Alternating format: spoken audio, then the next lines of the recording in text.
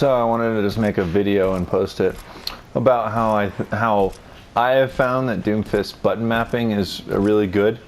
I mean, the sensitivity doesn't really matter. Everyone has different sensitivities, but the way they have it button mapped originally is where your secondary fire on PS2, or I mean PS4, is L2, and one of your abilities is, I believe it was Rising Uppercut, is R1. Your other ability, Earth Shatter, is R1, and your primary fire is, of course, R2.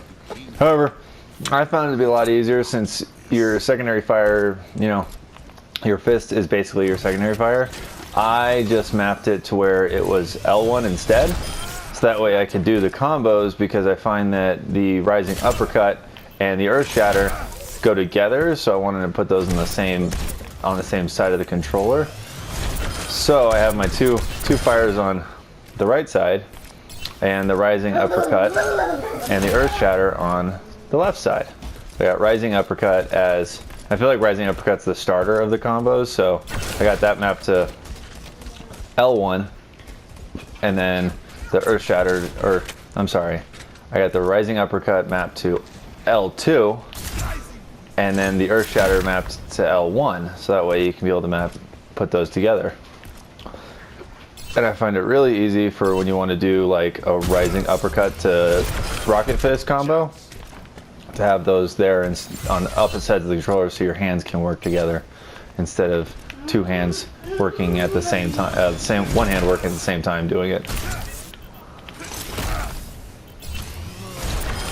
So I just felt that was a better upgrade for him instead.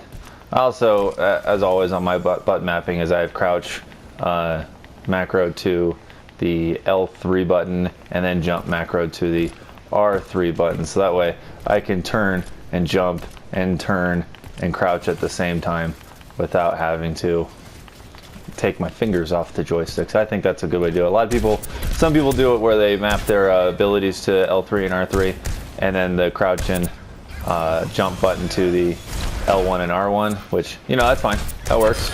I like it. If it wasn't for habit, I probably would do it too. I think the button mapping works about the same way for the Xbox. I think on the triggers and the paddles, it'd be much easier to have his abilities all on the same side to get those combos down, since he's a combo person. But I mean, that's just personal preference. I think it's a good thing. Take what you will. But yeah, so yeah, that's about it.